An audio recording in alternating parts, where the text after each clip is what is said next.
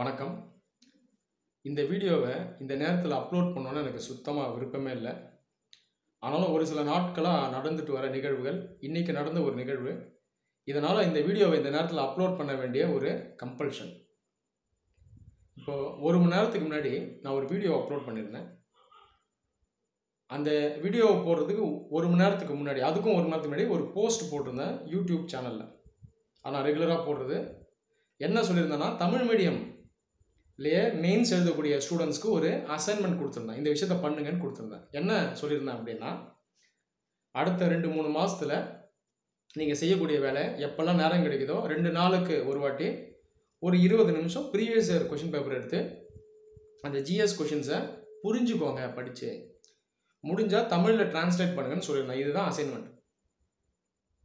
காரணம் என்னென்னா, அதை கண்டிப்பாக செய்யணும். இது ஒரு முக்கியமான ஒரு வேலை. சொல்லப்போனால் இதுதான் முதன்மையான வேலை. இதை பண்ணால் தான் ஐஏஎஸ் ஆஃபீஸர் ஆக முடியும். அதுக்காக தான் நான் அந்த போஸ்ட்டை போட்டேன். போஸ்ட்டை போட்டதுக்கப்புறம் நான் என்ன யோசிச்சேன்னா, இந்த போஸ்ட்டை நிறைய பேர் பார்க்க வாய்ப்பு இல்லை, மிஸ் பண்ணிவிடுவாங்க.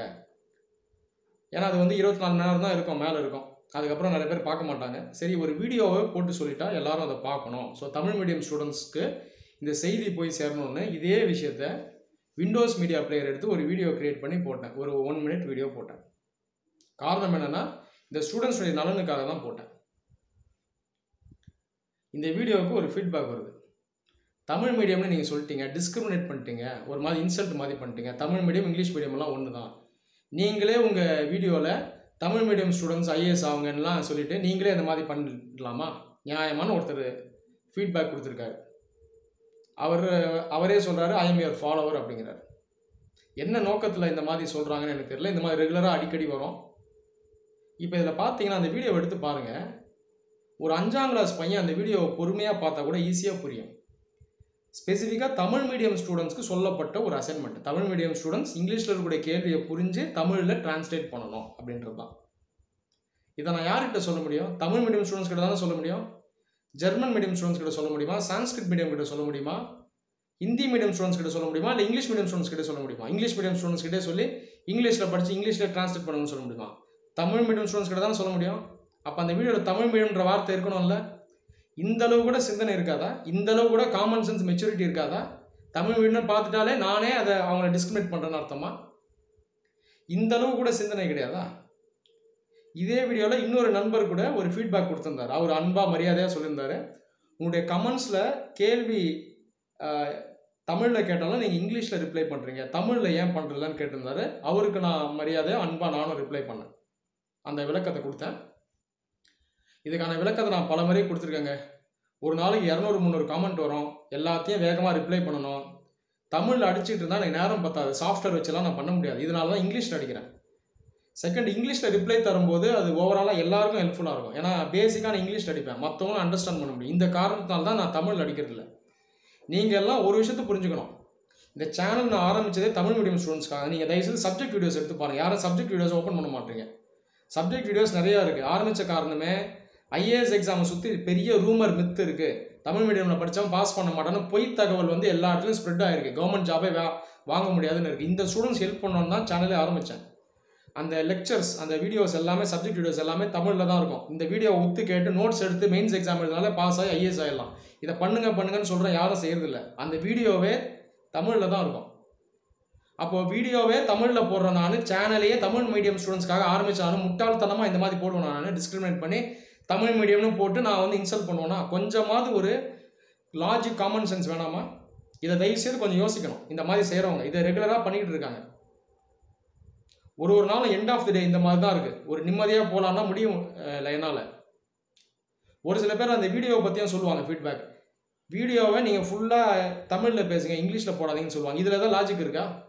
ஐஏஎஸ் எக்ஸாம் கேள்வி இங்கிலீஷில் தான் வரணும். ஒரு சில கீவேர்டு இங்கிலீஷில் தான் அங்கே படிக்கணும். என்விரான்மெண்ட், சயின்ஸ் எல்லாம் இங்கிலீஷில் தான் படிக்கணும்.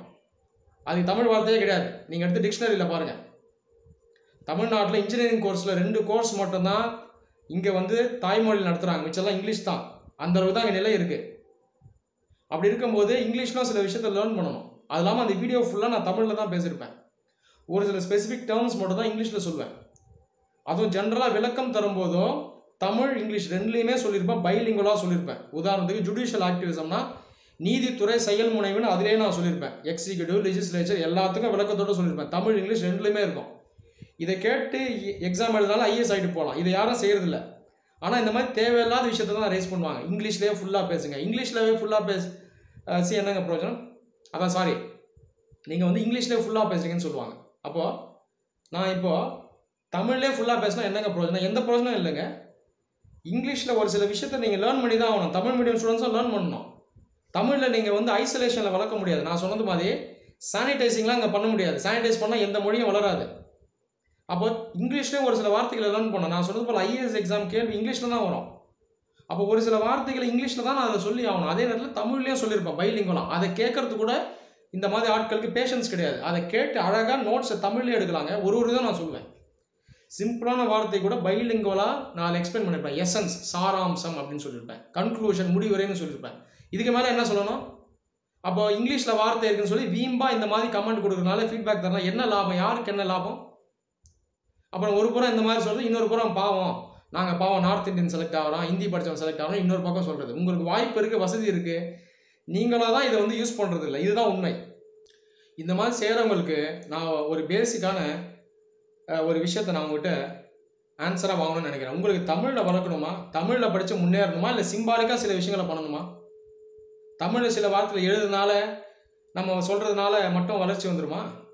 அப்போ வீடியோவே உங்களுக்கு எசன்ஸே பார்த்தீங்கன்னா தாய்மொழியில் இருக்குது. அது உங்களுக்கு வேணாம். சிம்பாலிக்காக சில விஷயங்களை நீங்கள் வந்து அடிச்சிடணும். அப்போ அதுதான் உங்களுக்கு முக்கியம் இல்லை. அப்போது இது சரியான ஒரு சிந்தனையாக நீங்கள் தான் யோசிக்கணும்.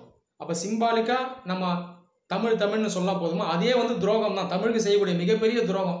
சிம்பாலிக்காக தமிழ்னு சொல்லிட்டு தமிழுக்கு முயற்சி எடுக்கிறது இல்லை, எந்த ஒரு முயற்சியும் எடுக்கிறது இல்லை. இதே வந்து மிகப்பெரிய துரோகம். இதை நீங்கள் வந்து ஃபஸ்ட்டு உணரணும். அதே போல் என்னுடைய சேனலை நான் ஆரம்பித்தது காரணம் நான் ஏற்கனவே சொல்லிட்டேன். அதை நான் மறுபடியும் சொல்ல விரும்பலை. அது வந்து மறுபடியும் சொன்னால் நல்லா இருக்காது.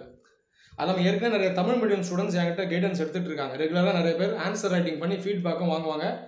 பல வருஷமாக நான் தமிழ் மீடியம் ஸ்டூடெண்ட்ஸ்க்கு நான் கைட் பண்ணியிருக்கேன். நீங்கள் வேணால் போய் விசாரிச்சுக்கோங்க. தமிழ் மீடியம் ஸ்டூடெண்ட்ஸ்க்கான ஃப்ரீ கோச்சிங் ஃபெசிலிட்டிஸ் நான் ஒர்க் பண்ணியிருக்கேன். தமிழ்நாடு ஸ்டேட் கவர்மெண்ட்னுடைய ஃப்ரீ கோச்சிங் ஃபெசிலிட்டிஸில் நான் 3 வருஷம் ஒர்க் பண்ணியிருக்கேன். அதில் படித்தவங்க எல்லாருமே பெரும்பாலும் தமிழ் மீடியம் ஸ்டூடெண்ட்ஸ், பெண்கள், கிராமத்துலேருந்து வந்தவங்க தான். அப்படி இருக்கும்போது தமிழ் மீடியம்னு சொல்லி இன்சல்ட் பண்ணிடுவேன் நான். இந்த மாதிரி யோசிக்கிறது எவ்வளோ ஒரு அறிவீனமானதுன்னு இந்த மாதிரி பேசுகிறவங்க தான் கொஞ்சம் தயவுசெய்து யோசிக்கணும். உங்கள் நல்லது தான் சொல்கிறேன். இந்த மாதிரி சிந்தனை, நெகட்டிவ் மைண்ட் செட், இந்த மாதிரி நீங்கள் இல்யூஷன்ஸோடு போனீங்க அப்படின்னா அது உங்களுக்கு தான் ஆபத்து. நாளைக்கு ஒரு எக்ஸாம் எழுதி போகிறீங்க, இன்டர்வியூவில் போகிறீங்க, நீங்களாவே இந்த மாதிரி கற்பனை பண்ணி பேசுறீங்கன்னா உங்களுக்கு தான் மார்க் வராது. நீங்கள் தான் செலக்ட் ஆக மாட்டீங்க. உங்களோட நல்லது தான் சொல்கிறேன். தயவுசெய்து இதை ரைட் ஸ்பிரிட்டில் எடுத்துக்கங்க. அஃபென்சிவாக எடுத்தீங்கன்னா உங்கள் இஷ்டம் தான். அதை பற்றி நான் ஒன்றும் சொல்கிறதுக்கு இல்லை. இன்றைக்கி தேதியில் தமிழில் எல்லா ரிசோர்ஸஸும் இருக்குங்க. ஐஏஎஸ் எக்ஸாம் பொறுத்த வரைக்கும் ஒரு சின்ன ட்ராபேக் என்னென்னா, ஹேண்டிகேப்னு கூட சொல்ல மாட்டேன், ஒரு ட்ராபேக் என்னன்னா கேள்வி இங்கிலீஷில் வரும். அது கூட கொஞ்சம் முயற்சி பண்ணால் தமிழில் புரிஞ்சு ஈஸியாக எழுதிடலாம். மெயின்ஸ் எக்ஸாம் எழுதலாம் தமிழில், இன்டர்வியூவும் ஆஃபர் பண்ணுறாங்க மதர் டங்கில். எல்லா வாய்ப்பும் இருக்குது, எல்லா ரிசோர்ஸஸும் இருக்குது. ஸ்டேட் கவர்மெண்ட் புக்கை வச்சே படிச்சிடலாம். ஆன்லைனில் நிறைய ரிசோர்ஸஸ் இருக்குது. சாஃப்ட்வேர் வந்துருச்சு, ஒரு பிடிஎஃப்பை போட்டால் அப்படியே டிரான்ஸ்லேட் பண்ணி கொடுக்கும். இதுக்கு மேலே உங்களுக்கு என்னங்க வேணும்? நான் கேட்குறேன், தமிழ்நாட்டில் இருக்கக்கூடிய ஃப்ரீ கோச்சிங் ஃபெசிலிட்டிஸை பற்றி எவ்வளோ பேருக்கு நாலேஜ் இருக்குது? ஒரு டிஸ்ட்ரிக்ட் லைப்ரரிலையும் சிவில் சர்வீசஸ் ஐஏஎஸ் எக்ஸாமுக்கான கோச்சிங் டிவிஷன் இருக்குது. அது தெரியுமா உங்களுக்கு? யாருமே நீங்கள் போகிறதில்ல. நாங்களும் அதில் தான் சேர்ந்து படித்தோம்.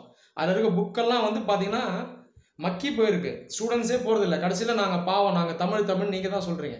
அதாவது இந்த மாதிரி சொல்கிறவங்க நான் சொல்கிறேன், எல்லாருக்கும் சொல்லலை. இந்த மாதிரி இல்லாஜிக்கலாக ஆர்கியூ பண்ணுறாங்கல்ல, அவங்களுக்கு மட்டும் நான் அதை சொல்கிறேன். லைப்ரரி நீங்கள் போக மாட்டீங்க, புக்கை யூஸ் பண்ண மாட்டீங்க, ஆன்லைன் ரிசோர்ஸ் யூஸ் பண்ண மாட்டீங்க, எல்லாம் தமிழில் இருக்குது. ஆனாலும் பாவம் நான் தமிழ்னு சொல்கிறீங்க. ஏதாவது நியாயம் இருக்காதுல்ல? நீங்கள் தான் யோசிச்சு பார்க்கணும். தமிழ்நாடு கவர்மெண்ட் ஸ்டைப்பண்ட் தருது, ஃப்ரீ கோச்சிங் ஃபெசிலிட்டிஸ் நடத்துகிறாங்க, யாரும் போகிறதில்ல. நான் எப்பயுமே சொல்லுவேன் போங்கன்னு சொல்லுவேன். அதை போகிறது கஷ்டம். 5 நிமிஷம் செலவு பண்ண மாட்டாங்க. கூகுளில் போய் ஃபோன் நம்பர் எடுத்து கால் பண்ணி கேட்குறது என்ன கஷ்டம்? ஐஏஎஸ் எக்ஸாம், என்ட்ரன்ஸ் எக்ஸாம் எழுத வர போகிறேன், எனக்கு ஃப்ரீ கோச்சிங் தேவை, எப்போ நடத்த போகிறீங்க? இதை கேட்க என்னங்க கஷ்டம் உங்களுக்கு? இதை யாரும் செய்கிறதில்ல. புக் ஷாப்புக்கு ஃபோன் அடிச்சு எனக்கு புக்கு வேணும், புக் அனுப்புறீங்களா, என்னென்ன புக்ஸ் வச்சுருக்கீங்க, அதோட விலை என்ன, அனுப்புங்க, என் அட்ரஸ் இது. இதை சொன்னாங்க. இதை சொல்கிறதுக்கு என்ன கஷ்டம்? எவ்வளோ நேரம் ஆகிடும்? இதை யாரும் பண்ணுறதில்ல, நீங்கள் தான் பண்ணுறதில்ல. அப்போ தப்பு யார் மேலே இருக்குது அப்படின்றத பார்த்தீங்கன்னா நீங்கள் தான் உணரணும். அதே போல் ஃப்ரீ கோச்சிங் ஃபெசிலிட்டிஸும் இருக்குது. இதையும் யாரும் யூஸ் பண்ணுறதில்ல, எதையும் யூஸ் பண்ணுறதில்ல. கடைசியில் நான் பாவம். சென்ட்ரல் கவர்மெண்ட்னுடைய ப்ரெஸ் இன்ஃபர்மேஷன் பியூரோலேயே தமிழ் டிரான்ஸ்லேஷன் இருக்குது. அது தெரியுமா உங்களுக்குலாம்? அதை வச்சே படித்து பாஸ் ஆகலாம். யாரும் எதுவும் செய்கிறதில்ல. உங்களுக்குள்ளேயே அந்த நெகட்டிவ் மைண்ட் செட்டை உருவாக்கிட்டு இன்ஃபீரியாரிட்டி காம்ப்ளெக்ஸ் உருவாக்கிட்டு அவங்க சொன்னாங்க இவங்க சொன்னாங்கன்ற இந்த விஷயத்தை நீங்கள் தான் செய்கிறீங்க. ஆப்பர்ச்சுனிட்டி எல்லாம் ஓப்பனாக தான் இருக்குது. You are free to become IAS. ஒரு சிவில் சர்வெண்ட் ஆகலாம், செக்ரட்டரி ஆகலாம், கேபினட் செக்ரட்டரி வரைக்கும் போகலாம், டாப் மோஸ்ட் பொசிஷன் போகலாம், டிஃபென்ஸ் செக்ரட்டரியாக போகலாம், ஹோம் செக்ரட்டரியாக போகலாம், ஃபைனான்ஸ் செக்ரட்டரியாக போகலாம், பிரைம் மினிஸ்டரோட அட்வைசராக போகலாம். தமிழ்நாட்டினுடைய விதியை நீங்கள் மாற்றலாம். அதை பண்ணுங்கள். அது எப்படி ஐஏஎஸ் ஆகுதுன்னு பார்க்குற வழியை பாருங்கள். அதை விட்டுட்டு நான் பாவம் யாராவது இதை பற்றி பேசுகிற சம்மந்தம் இல்லாமல் நீங்கள் தமிழ்ன்ற சொல்லிட்டீங்க, இன்சல்ட் பண்ணிட்டீங்க, இந்த மாதிரி முட்டாள்தனமாக பேசுறதை விட்டுடுங்க. உங்கள் நல்லதுக்காக தான் சொல்கிறேன். மறுபடியும் தமிழுக்கும் தமிழ்நாட்டுக்கும் நல்லது செய்யணும்னு நினச்சிங்கன்னா முன்னேற பாருங்கள். தயவுசெய்து எல்லா வாய்ப்பும் இருக்குது. ஐஏஎஸ் ஆஃபீஸர் ஆகுங்க, போங்க, சென்ட்ரல் கவர்மெண்ட்டில் வேலை செய்யுங்க, முக்கியமான ரோலில் உட்காருங்க, அட்வைசராக போங்க. நீங்கள் சொல்கிறத பிரைம் மினிஸ்டரே செய்வார், ஹோம் மினிஸ்டர் செய்வார். நித்தி ஆயோக்குள்ளே போங்க. எல்லாத்துக்கும் வாய்ப்பு இருக்குது. ரா உள்ள போகலாம், சிபிஐயில் போகலாம், எல்லாத்துக்கும் போகலாம். நீங்கள் தான் அதை செய்கிறதில்ல. அப்போ வாய்ப்புகள் இருக்குது, நீங்கள் தான் அதை யூஸ் பண்ணுறதில்ல. இப்போ இதே நிலை போயிடுச்சுன்னா என்ன ஆகும் நினைக்கிறீங்க? இதே மாதிரி தான் சொல்லிட்டு இருக்கணும். 20 வருஷம் 30 வருஷம் ஆனாலும் தமிழ் பாவம், நான் பாவம், நார்த் இந்தியன்ஸ் போகிறான், ஹிந்தி படித்தவன் போகிறான், இந்த மாதிரி தான் சொல்லிக்கிட்டு இருக்கணும். எதுவும் மாறாது. தமிழை பியூரிஃபைலாம் பண்ண முடியாது, சானிடைஸ் பண்ண முடியாது, தமிழை ஐசோலேஷனில் வளர்க்க முடியாது. இங்கிலீஷும் கொஞ்சம் கற்றுக்கணும். ஒரு மொழி வளரணும்னா மற்ற மொழிகளோட இன்ட்ராக்ஷன் வச்சுருக்கணும். அப்போ தான் எல்லா மொழியும் வளரும். எல்லா மொழிகளும் இப்படி தான் வளர்ந்துருக்கு. தமிழ் மொழியும் அதே மாதிரி தான் வளர்ந்துருக்கு. இன்னும் அதை முன்னேற்றி தான் கொண்டு போகணும். முடிஞ்ச வரைக்கும் மற்ற லாங்குவேஜஸோட இன்ட்ராக்ட் பண்ணணும், டிரான்ஸ்லேட் பண்ணணும். சான்ஸ்கிரிட்டில் இருக்கிறத மாற்றணும், தமிழில் இருக்கிறத சான்ஸ்கிரிட்டில் நம்ம மாற்றணும், ஹிந்தியிலேருந்து மாற்றணும், இங்கேருந்து ஹிந்தியை கொண்டு போகணும், இங்கிலீஷ்லேருந்து மாற்றணும், இங்கேருந்து இங்கிலீஷ் கொண்டு போகணும். வெளிநாட்டில் பண்ண ரிசர்ச் எப்படிங்க கொண்டு வரீங்க உள்ள? இங்கிலீஷில் இருக்கிறத டிரான்ஸ்லேட் பண்ணி தான் கொண்டு வரணும். அப்போ ஐசோலேஷனில் வச்சுருப்பீங்களா உங்கள் மொழியை? நீங்கள் தான் சொல்கிறீங்க உங்கள் மொழின்னு. தமிழை நேசிச்சிங்கன்னா அதை வளர்க்குற வழியை பாருங்கள். இந்த மாதிரி சிம்பாலிக்கான விஷயத்தில் தான் நான் வந்து தமிழை ப்ரூவ் பண்ணுவேன் அப்படின்னு ஆர்கியூ பண்ணுறது எந்த ஒரு விதத்துலையும் சரியானதாக இருக்காது. அதனால் நான் மறுபடியும் சொல்கிறேன், இந்த மாதிரி நீங்கள் ஆர்கியூ பண்ணுறதா தயவுசெய்து நீங்கள் பண்ணிக்கலாம். அதை பற்றி நான் ஒன்றும் சொல்கிறதுக்கு இல்லை. எனக்கு பார்த்தீங்கன்னா இதில் எந்த விதமான நஷ்டமும் இல்லை. நான் மறுபடியும் சொல்கிறேன், ஸ்டூடெண்ட்ஸ்க்கு ஹெல்ப் பண்ணணும் அப்படின்ற நல்ல எண்ணத்தில் நான் பண்ணுறேன். ஆல்ரெடி நிறைய ஸ்டூடெண்ட்ஸ் ஃபாலோ பண்ணிட்டு இருக்காங்க. நீங்கள் வேணும்னா இந்த ஃபாலோ பண்ணக்கூடிய தமிழ் மீடியம் ஸ்டூடெண்ட்ஸ் கிட்ட நீங்களே கேட்டுக்கோங்க. ரெகுலராக என்கிட்ட இன்ட்ராக்ட் பண்ணிட்டு தான் இருக்காங்க. என்னால் முடிஞ்ச உதவியை நான் பண்ணிட்டு தான் இருக்கேன். என்னால் முடிஞ்சதை பண்ணுறேன், நான் நம்புகிறேன். அவ்வளோதான். ஒருவேளை பெட்டராக வேறு ஏதாவது ஒரு ரிசோர்ஸ் உங்களுக்கு இருக்குது, வேறு யாராவது மென்டர் இருக்காங்கன்னா கூட தயவுசெய்து போங்க, எனக்கு சந்தோஷம் தான். ஸோ தமிழ் மீடியம் கேண்டிடேட்ஸ்க்கு வேறு ஏதோ ஒரு ஃப்ரீ கோச்சிங் ஃபெசிலிட்டிலையோ, வேறு ஏதோ ஒரு யூடியூப் சேனல்லையோ, இல்லை வேறு ஏதோ ஒரு சோஷியல் மீடியா பிளாட்ஃபார்ம்லையோ யாராவது நல்லது சொல்கிறாங்க அப்படின்னா எனக்கு ரொம்பவே சந்தோஷம். தயவுசெய்து போங்க. என்னோடய சேனல் நீங்கள் வரக்கூட வேணாம், எனக்கு ரொம்ப சந்தோஷம். உண்மையாலே நான் சொல்கிறேன். தமிழ் மீடியம் ஸ்டூடெண்ட்ஸ் நிலையடைஞ்சாங்கன்னா என்னை விட சந்தோஷப்படுற ஆள் யாருமே இருக்க மாட்டாங்க. அதனால் இந்த விஷயத்தை தான் நான் சொல்லணும் அப்படின்னு நினச்சேன். இதுக்கு மேலே ஒன்றும் சொல்கிறதுக்கு இல்லை. அதனால் உங்களுடைய முன்னேற்ற பாதை உங்களுக்கு ஓப்பனாக இருக்குது, எல்லா வாய்ப்பும் இருக்குது. அதுக்கு முட்டுக்கட்டையாக உங்களுடைய சிந்தனை மட்டும்தான் இருக்குது. மறுபடியும் அதை நான் எல்லாருக்கும் சொல்ல, எல்லா தமிழ் மீடியம் ஸ்டூடெண்ட்ஸுக்கும் சொல்ல, இந்த மாதிரி இன்ஃபீரியர் மைண்ட் செட் வச்சு இல்லாஜிக்கலாக ஒரு காமன் சென்ஸ் கூட இல்லாமல் ஆர்கியூ பண்ண இவங்க கிட்ட மட்டும்தான் நான் சொல்கிறேன். அதனால் இவங்க இதை பற்றி சிந்திச்சா கொஞ்சம் நல்லாயிருக்கும். நன்றி.